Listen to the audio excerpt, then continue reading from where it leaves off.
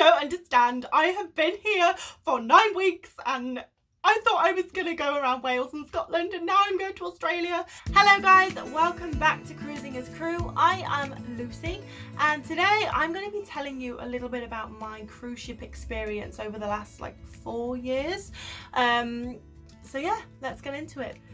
So here we are in 2020, but to start my cruise ship adventure, we are actually going to have to rewind back to 2014.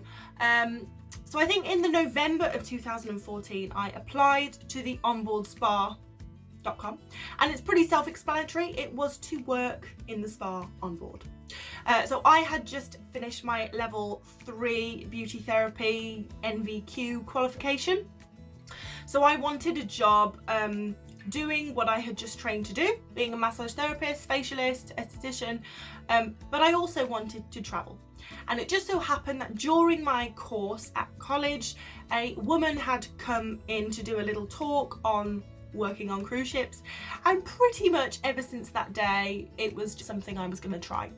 So when I felt that I was ready, I applied online at the onboardspa.com in November 2014, but basically went for an interview, got the job, blah blah, and then we come to 2015, and in February 2015 I went to the Steiner Academy to train with them. Now, just to clarify, you do get to choose. So if you apply to Steiner and you get the job, then they will ask you when you want to start. So if you have a job that you need to give, a certain amount of notice or whatever, then you can select when you want to start. And I said I wanted to start in February of 2015. So that's when I did start. Now, the Steiner Academy, usually people are there for maybe 2 to 3 weeks, and then they get placed on a cruise ship and they start their 9-month contract, their 9-month working contract. I was actually there for 9 weeks. Yeah. So I was gonna go insane, but it was amazing actually looking back. Because I spent so much time at the academy before going on cruise ships, I pretty much learned every treatment that Steiner had to offer. I learned massage, I learned all the facials, I learned inothermy, all the waxing techniques, literally everything. The only thing I didn't know how to do was hair, and that is still the case. So yeah, learned all the treatments. So I got placed on a ship early April, or 9 weeks after starting, and I was ready to go. I was so ready to go at this point. I had enjoyed my time there, but obviously I was ready to work. I had gone to work on a cruise ship and I wanted to get on a goddamn cruise ship. And something that will always stick in my mind, when I started at the academy back in February of 2015, one of my really good friends moved to Sydney, Australia for the first time, and I had it in my head the whole time that I was at the Steiner Academy. I was like, yeah, I'm going to go to Australia. I'm going to go to Australia because I'm going to see my friend. And people would say oh, have you got your ship yet? I'm like, yeah, I'm going to go to Australia. It's going to Australia. And they're like, what ship are you going? I'm like, I don't know, but it's going to Australia. And about 7 weeks in, I got called and they were like, oh, we've found a ship for you. And I was like, oh, amazing, I've got a cruise ship. And they gave me the name of the ship, and I looked at the itinerary online, and it was doing the British Isles, and I was devastated. I'm not gonna lie to you. The British Isles is lovely, and now I'm more experienced, I would be happy to do the British Isles, but I had been telling everyone I was going to Australia. The reason that I'd done this job is because I wanted to travel and see the world, not the British Isles. So I was absolutely beside myself. I remember calling my mom. I was like, I'm not going to do this. I don't want to go to bloody Wales. Nothing against Wales. I love Wales, but it just was not what I had in mind. However, luckily for me, for some reason, I didn't get that ship. They said, we're really sorry, we've decided not to put you on that ship. I was like, thank the Lord. Didn't say that to them, but and anyway, ended up staying at the Steiner Academy for 2 more weeks. I think, yeah, 2 more weeks. And then I got Rhapsody of the Seas, Royal Caribbean Rhapsody of the Seas, which was leaving from Sydney, Australia. And I actually cried, like screamed and cried of happiness. All the other girls that were getting their ships that day were looking at me like, who is this silly bitch? I was like, you don't understand. I have been here for 9 weeks and I thought I was gonna go around Wales and Scotland, and now I'm going to Australia. So yeah, to say I was happy was an understatement. So the day has finally come where I get to fly to Sydney, Australia to see my best friend to join the ship. And I remember I met my friend when I got to Australia and we spent the day together. And then the next morning I woke up and she met me and she took me to the ship, and I had never seen a cruise ship this size before. So I remember getting to the port, you know, trotting along with my bags and just seeing the ship, and I was like, no, I can't do it. I can't do it. We're going back to yours. No way. And she's like, come on, like, you can do this. You're going to be fine. I was freaking out. I was like, oh my God, no, what have I done? This is an awful idea. I can't live on a ship. Like, who do I think I am? But anyway, she managed to get me on the ship, finally. And yeah, that was an amazing ship. So we did Australia, and then we did like Dubai and all the Middle East, and we also did Europe, Europe, the Med. And that, yeah, the Rhapsody of the Seas, oh, that was such a wonderful ship. It was my first ship as well, so it has a special place in my heart. I met some incredible people on there and learnt a lot. I learned a lot. But anyway, come October, I had spent 6 months on there and I got transferred. I was actually meant to be on there for 9 months, but you might get transferred because you're there, and whatever the company needs you to do, you know, that's what you're there for. So the ship Rhapsody was going to South America. So the reason I got transferred was because like 90% of the ship had to speak Spanish, because obviously leaving from South America, a lot of the passengers would be Spanish speakers. So yeah, and my job involved speaking to the passengers a lot. So if I couldn't understand them and they couldn't understand me, that wasn't going to go down well. So I was mortified. I was absolutely mortified because, you know, I'd spent 6 months on the ship. I'd made really good friends. I was having such a blast. I was excited to go to South America. And then I got this bombshell that actually you're not going to South America, you are leaving. And I was like, ooh. So yeah, it was a blessing in disguise. So in October, I flew to Singapore and joined Royal Caribbean Legend of the Seas. And what an amazing ship. So yeah, Singapore, we did, what did we do? We did Southeast Asia, we did China, we did Hong Kong, Cambodia, Vietnam, Bali. Yeah. So a lot of really, really, really cool places on Legend of the Seas. And I carried on meeting amazing people. I was roommate with a girl called Shasha, who is from China, and she is to this day one of the most amazing people I have ever met. So yeah, it was really, really, really cool.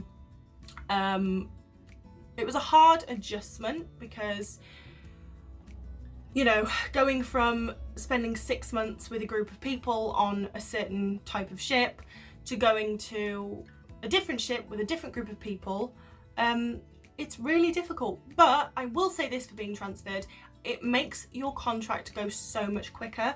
So obviously 9 months is a long time. So actually it was really good that I had that, like, not break, but kind of cut up in between, because it just made it go so much faster. And then before you know it, I got home in January. Then, so I had some time to just chill, you know, after doing 9 months on a ship, which actually, it was basically it was basically almost 12 months, because doing 9 weeks at the training academy, going straight to a ship, I basically did a 12-month contract. Not gonna lie. I didn't technically, but it felt like that. So I got home and I don't think I got out of bed for about 3 weeks. Like, I was knackered. Absolutely knackered. But after getting out of bed, what did I do? I think I went backpacking with my friend, with my friend from home, and then in June 2016, June 2016, I joined Royal Caribbean Radiance of the Seas. And I was really, really excited for this one. This was also a ship that I had kind of manifested, I think. So basically when you finish a contract, you request what ship you want to go on next, and obviously I had requested this ship. So I kind of, I'd requested it that way, but whenever people ask me like, oh, do you know what ship you're going to next? I was like, yeah, Radiance. I'm going to Radiance. I'm going to Radiance. And it was really interesting that when I was at the academy, people were like, oh, where are you going? I was like, yeah, I'm going to go on a ship that goes to Sydney and also goes to the Middle East. And I did. And then when, the second ship, they were like, where are you going to go? I'm like, I'm going to go to Alaska and Hawaii and all that. And I did. So in June, I flew to Alaska, Juneau, Alaska, and joined my ship. That was actually the most stressful flight of my life, because I was meant to arrive in Juneau, Alaska, the night before I had to join Radiance. And because my first flight was delayed, so I missed my connecting flight, and then that flight was delayed, and blah, blah, blah. I got there 2 hours before the ship left that afternoon. So that was an interesting time. I think a lot of hair fell out that day actually, because I was so stressed. But anyway, that was an incredible contract. I was working in the spa once again, and I loved working in the spa. It was really hard work, but I learnt so much. I really improved my craft and met some amazing people, as you do on every ship. But I think in the spa, because the hours are so long and you do spend a lot of time together, the bonds that you make are really, really, really strong. My best friends are from when I worked in the spa on ships. So yeah, it's a really special thing. So on Radiance, I think we were in Alaska for 3 months. So we went from Vancouver to different ports in Alaska, Skagway, Icy Strait, Juneau, and somewhere else. And that was great. When we got time off, we got to climb glaciers, and I went on this helicopter ride and did dog sledding up in the glaciers. And honestly, Alaska is just incredible. And then after doing the Alaska season, we were going over to Australia, so we stopped off at Hawaii and Bora, Tahiti, Moorea. Oh my god, heaven is a place on earth, just so you know. If you've been there, then I'm sure you'll agree with me. Bora is as great as it looks in the pictures. I only got 1 day there, but you best believe I was up at 5 a.m. and I went to bed at actually quite early. I had to be on board by 6 p.m, but yeah, I didn't get on board early that day. So yeah, Bora was amazing. Hawaii was beautiful. And then we went over to Australia and New Zealand and did the Pacific Islands, so Fiji, Lifu, Noumea. New Zealand was beautiful as well. So, and I did actually spend 9 months on Radiance. I didn't get transferred, which was great. And it was just incredible. It was just honestly so fab, because I think for me, I would never have gone to Alaska. I wouldn't have been on my list. If I was booking a holiday, Alaska would not be on the list. You know what? Neither would Vancouver. and that's one of my favourite cities. And Alaska was just incredible, and I would never have been able to afford to go to Bora Bora unless I was going to build my own shack on the beach. But yeah, no, it was just incredible. And Australia again, and New Zealand this time. So yeah, Radiance was really, really special for the travel. The places were out of this world. So after finishing Radiance, I got back, when did I get back? March 2017. And then, so I'd done 2 9-month contracts working in the spa, and I had learnt a lot and I absolutely loved it. But I was knackered, to say the least. I was absolutely shattered. And also, because I had been away from home for basically 2 years, because in between when I had my holiday I was backpacking, so I really hadn't spent any time at home. I was just craving being at home, so I actually stayed at home for about a year and a half, I think, and just like got a job at home, lived a normal life. But if you've worked on cruise ships, you'll understand that it's not easy to give up. So after 18 months of being at home, really enjoying my time at home, I started to get really itchy feet again. And I was like, I think I'm gonna go back. But I didn't want to do the spa again, purely because I had been working as a therapist for like 4 years, because I'd done before the ships, and then in the time after finishing Radiance, I had been a therapist. So I was like, right, I've been doing this for 4 years. Although I really enjoy being like a massage therapist, a facialist, I want to try something different. And when I worked on ships the first time, I had friends who worked in the shop department, and they get a lot of time off. The reason for that is because they sell tax-free goods, and to be able to legally sell the tax-free goods, you can't sell them while you're docked. So the shops are only open when the ship is at sea, when the ship sets sail, which means that every time the ship is docked in a port, the shops are closed, and therefore they don't need the shopkeepers. So the shopkeepers get like all day off and then work in the evenings or on sea days. So I was like, that is what I'm gonna do. So I applied to Harding Retail, who I currently work for. When did I apply? I don't know when I applied, but I joined my first ship in September 2018. Not my first ship, my 4th ship, but my first ship with Harding. And it wasn't Royal Caribbean, so I'd done 3 Royal Caribbean ships, and this time I was put on P&O UK Oceana.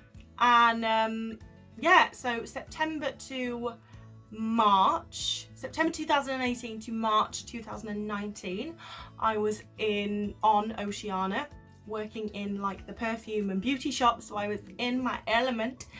And yeah, loved it. So we did, like, it's on like a 3-week rotation. So 1 week it does Italy, the 2nd week it does Croatia, and the 3rd week it does Greece. So those are like the main itineraries it does. So love Croatia, love Greece, love Italy, but we also did like a bit of Turkey, and we went to like Monte Carlo and Montenegro, and yeah, so we also kind of veered off that and did some other cool ports.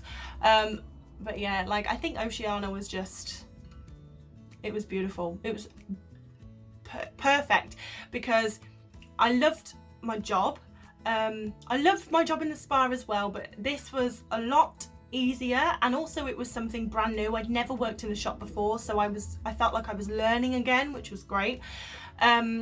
And I also had a lot of time off to explore these incredible ports that we were going to, and obviously met some really, really cool people along the way. And I loved Oceana so much that when I finished in March, I had a month off, and I went back to Oceana. So I went back to Oceana April 2019 to November 2019. So I did a year on Oceana basically. I did 2 6-month contracts on Oceana, and Oceana also went to Dubai and did the Middle East. So we did like Oman, Dubai, Abu Dhabi, Muscat, all of that. So it was I think Muscat's in Oman. Anyway, but yeah, so that was really, really, really cool. And that's quite fresh really, because I only got off Oceana in November last year. And then Virgin Voyages happened. So I applied for Virgin Voyages in the November, just before I left Oceana, and got the job. So 2020 came and it was all about Virgin Voyages. Went and did my like training and my STCW and stuff, which is like a safety course you have to go on, and then yeah, went on the Scarlet Lady in January. As you can see, I'm back home now because of the coronavirus, but yeah, so I was on Virgin Voyages for 2 months and it was incredible. We set up the ship, which I've never done before, never set up a ship before. Brand new company, brand new ship, so it was all built, but obviously with the shops, like you had to get the stock on board and put the stock on the shelves and, you know, basically build a shop. And it was the hardest job I've ever done, but the most rewarding job, and I am really excited to go back. Obviously don't know when that will be, still waiting for this corona thing to disappear, but yeah, really excited to go back and continue. Well, actually the shops are built now, so we're just kind of waiting for the passengers. We just need the passengers to come on board now so we can serve them. But yeah, so that is my kind of cruise ship experience so far. So I've done 3 cruise lines: Royal Caribbean, P&O UK and Virgin Voyages, and 5 ships. So I've done Rhapsody of the Seas, Legend of the Seas, Radiance of the Seas, Oceana, P&O, and then the Scarlet Lady for Virgin Voyages. And in total, I think I've done like almost 3 years on board a cruise ship. So yeah, I'm really missing it. I'm really, really missing it. It's just such a wacky environment to be in, and I love it. I am enjoying being at home, I must say. And I do have amples of time to make these videos, so that's good. But yeah, so that is my cruise ship experience. I really hope you have enjoyed that. If you have, please click the like button and the subscribe button, and I will see you in the next video.